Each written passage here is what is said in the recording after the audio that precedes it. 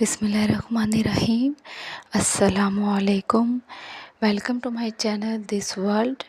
कैसे हैं आप लोग? उम्मीद करती हूँ खैर खैरियत से होंगे, दूसरों के हक़ में आसानियाँ बांट रहे होंगे और अपने हक़ में आसानियों के लिए अल्लाह से मतलूब होंगे, जो यकीनन अल्लाह ताला आपको अता करेगा। नाज़रीन, हमारा दिल अचानक से खुद ब खुद कभी कभी बेचैन सा हो जाता है, उदास हो जाता है। अगर सब कुछ आपके पास है और फिर भी आपका दिल मुतमईन नहीं है, बेचैन है, तो इस जज़्बाती कैफ़ियत का असर हम अपने दिलो दिमाग पर बिठा लेते हैं। हम ये सोचने लगते हैं कि आखिर इस कैफ़ियत को हम क्या नाम दें। फिर कभी तो जादू का नाम दे दिया जाता है इसे, कभी डिप्रेशन, फ्रस्ट्रेशन, यानी कि गर्ज़ के जिसके जो ज़हन में आता है वो नाम हम इसको कैफ़ियत को दे देते हैं। अगर तो आपके पास सब कुछ है और इसके बावजूद दिल में सुकून नहीं है, तो साफ़ और सीधी सी बात है कि आपको अल्लाह से रुजू करने की ज़रूरत है।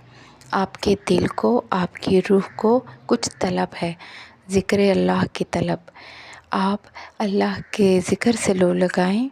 अल्लाह चाहे नमाज़ पर बैठें, अल्लाह का ज़िक्र करें, अपनी ज़िंदगी में नमाज को लेकर आएँ। आप यकीन जानेंगे कि इसमें काफ़ी ज़्यादा असर पड़ेगा। अभी हाल ही में एक एक्ट्रेस हैं, उन्होंने बयान दिया है कि नमाज ज़रूरी नहीं है, टैबलेट मेडिसिन भी ज़रूरी है, नमाज इतनी ज़रूरी नहीं है। हालांकि एक मुस्लिम को ऐसी बात करनी ही नहीं चाहिए थी। हमें तो एज़ अ मुस्लिम अपनी इबादत को लोगों के सामने लेकर आना चाहिए, लेकिन जो अपने पैदा करने वाले से अगर मुखलिस नहीं है, तो वो फिर किसी से भी मुखलिस नहीं है। उसके मुखलिसपन का आप अंदाज़ा लगा सकते हैं। इतने बड़े बड़े क्वालिफ़ाइड डॉक्टर्स जो होते हैं, जब वो नमाज का मशवरा देते हैं, तो ये जो एक्ट्रेस हैं, मेरा नहीं ख़्याल कि इन्होंने इस तरह की बात क्यों की थी कि नमाज ज़्यादा ज़रूरी नहीं है, इलाज भी ज़रूरी है। ऑब्वियसली इलाज ज़रूरी है, मगर नमाज के बाद हमें शिफा तभी मिलती है अगर हमारे इरादे ठीक हो, नीयत ठीक हो, हमारी ज़हनियत ठीक हो। एक तरफ से हम गुनाहों के दलदल में फंसते जा रहे हैं, तो हम जिस्म तो अपना फिर भी ठीक कर ही लेंगे, लेकिन हम अपना दिलो दिमाग ठीक नहीं कर पाएंगे। तो नाज़रीन, दिल की परेशानियों में से जो सबसे पहला हल है वो नमाज का है। आप नमाज शुरू करें, अल्लाह का ज़िक्र करें, आप इसमें काफ़ी तब्दीली पाएंगे अपनी कैफियत में। दूसरा स्टेप है कि आपने एक डायरी लेनी है और उस डायरी के ऊपर अपने रोज़मर्रा के जो बातें हैं जिन्होंने आपको टेंशन दी, आपने लिखना है।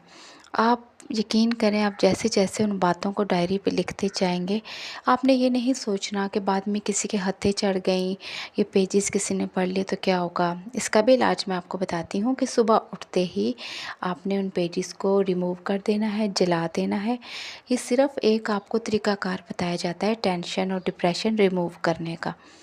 जैसे जैसे आप अपनी टेंशन्स, लोगों के दिल दुखा देने वाली बातें कागज़ पर लिखते जाएंगे, आप यकीन करें आपके माइंड में ऐसा आएगा कि ये आपके दिलो दिमाग से उतर कर इस कागज़ पर आ रही हैं, और जब आप इन्हें जलाएंगे, आप अपने आप को काफ़ी हल्का फुल्का महसूस करेंगे।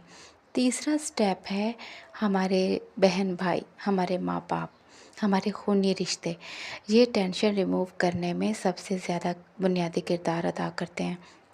एक कहावत है कि दिल का बोझ हल्का हो जाता है कह लेने से।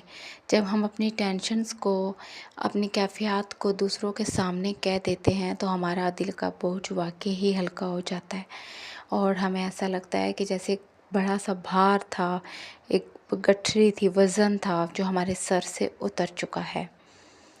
अपने दिली कैफ़ियत को हरगिज़ भी मामूली मत समझें। अगर टेंशन है, रहने मत दें। डिप्रेशन है, रहने मत दें। इससे निकलने का सोचें कि हमने इससे निकलना है, हमने इस तारीक और अंधेरे रास्तों से निकलना है जो कि हमें मुसलसल मायूसी की तरफ खींच रहे होते हैं। अगर आप टेंशन और डिप्रेशन में और बेचैन दिल की कैफ़ियत में पड़े रहेंगे, तो ये यकीनन आपके लिए एक बड़े ख़तरे की घंटी है। आपकी सेहत के ओवरऑल सारे मसाइल शुरू हो जाएंगे। अपनी ज़िंदगी को छोटी सी टेंशन की नज़र मत करें। क्योंकि ये बाद में आगे जाकर एक बड़ी टेंशन बन जाती है। इंशाल्लाह अगली वीडियो में आपसे फिर मुलाकात होगी। अगर आपको मेरी वीडियो अच्छी लगी हो तो चैनल को सब्सक्राइब कर दें, अच्छा सा कमेंट कर दें ताकि मेरी हौसला अफजाई हो जाएगी और नेक्स्ट टाइम मैं कोशिश करूँगी अपनी वीडियो में इम्प्रूवमेंट लाने की।